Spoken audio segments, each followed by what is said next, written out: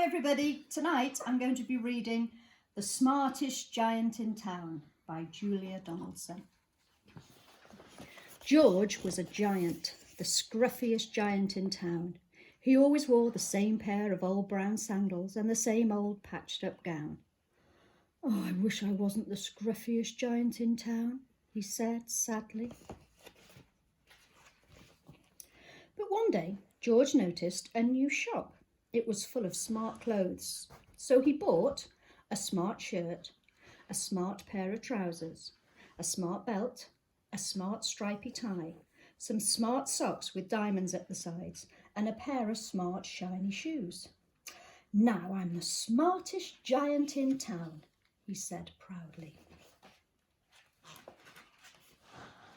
George left his old clothes behind in the shop. He was about to go home when he heard a sound. On the pavement stood a giraffe who was sniffing sadly. "What's the matter?" asked George. "It's my neck," said the giraffe. "It's so very long and so very cold. I wish I had a long, warm scarf." "Cheer up," said George, and he took off his stripy tie. "It didn't match my socks anyway," he said, as he wound it round and round the giraffe's neck. It made a wonderful scarf. "Thank you," said the giraffe. As George strode towards home, he sang to himself, "My tie is a scarf for a cold giraffe, but look me up and down, I'm the smartest giant in town." George came to a river. On a boat stood a goat who was bleating loudly. "What's the matter?" asked George. "It's my sail," said the goat. "It blew away in a storm. I wish I had a strong new sail for my boat." "Cheer up," said George, and he took off his new white shirt. "It kept coming untucked anyway," he said, as he tied it to the mast of the goat's boat. It made a magnificent sail. "Thank you," said the goat. George strode on singing to himself, "My tie is a scarf for a cold giraffe, my shirt's on a boat as a sail for a goat, but look me up and down, I'm the smartest giant in town." George came to a tiny ruined house. Beside the house stood a white mouse with lots of baby mice. They were all squeaking. "What's the matter?" asked George. "It's our house," squeaked the mother mouse. "It burnt down and now we have nowhere to live. I wish we had a nice new house."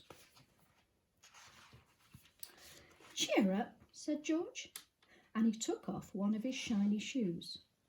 "It was giving me blisters anyway," he said, as the mouse and her babies scrambled inside. The shoe made a perfect home for them. "Thank you," they squeaked.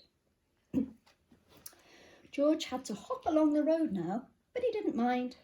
As he hopped, he sang to himself, "My tie is a scarf for a cold giraffe, my shirt's on a boat as a sail for a goat, my shoe is a house for a little white mouse, but look me up and down, I'm the smartest giant in town."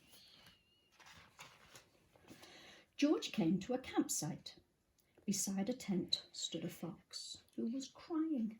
"What's the matter?" asked George. "It's my sleeping bag," said the fox. "I dropped it in a puddle. I wish I had a warm, dry sleeping bag." "Cheer up," said George, and he took off one of his socks with diamonds at the sides. "It was tickling my toes anyway," he said. As the fox snuggled into it, it made a very fine sleeping bag. "Thank you," said the fox.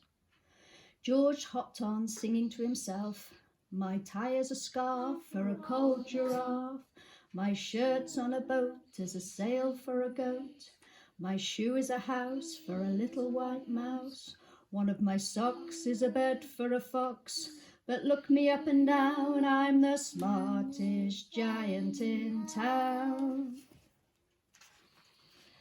George came to a big, squelchy bog. Beside the bog stood a dog who was howling. "What's the matter?" asked George. "Oh, it's this bog," said the dog. "I need to get across, but I keep getting stuck in the mud. I wish there was a safe, dry path." "Cheer up," said George, and he took off his smart new belt.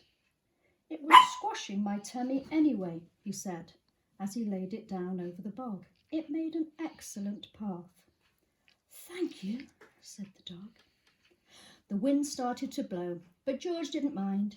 He hopped on, singing to himself, "My tie is a scarf for a cold giraffe. My shirt's on a boat as a sail for a goat. My shoe is a house for a little white mouse. One of my socks is a bed for a fox. My belt helped a dog who was crossing a bog. But my trousers are falling down. I'm the coldest giant in town." Suddenly George felt sad and shivery and not at all smart. He stood on one foot and thought, "I'll have to go back to the shop and buy some more clothes," he decided. He turned round and hopped all the way back to the shop. But when he got there, it was closed. "Oh no," cried George. He sat down onto the doorstep and a tear ran down his nose. He felt as sad as all the animals he had met on his way home. Then out of the corner of his eye, he saw a bag with something familiar poking out of the top. George took a closer look. "My gown!" he yelled. "My dear old gown and sandals!" George put them on. Oh, they felt wonderfully comfortable. "Oh, I'm the cosiest giant in town," he cried, and he danced back home along the road. Outside his front door stood all the animals he had helped. They were carrying an enormous present. "Come on, George," they said. "Open it." George untied the ribbon. Inside was a beautiful gold paper crown and a card. "Look inside the card, George," said the animals. George put the crown on his head and opened the card. Inside it said, "Your tie is a scarf for a cold giraffe. Your shirt's on a boat as a sail for a goat. Your shoe is a house for a little white mouse. One of your socks is a bed for a fox. Your belt helped a dog who was crossing a bog. So here is a very fine crown to go with the sandals and gown of the kindest giant in town." I hope you enjoyed the story. See you soon. Stay safe, everybody. Bye.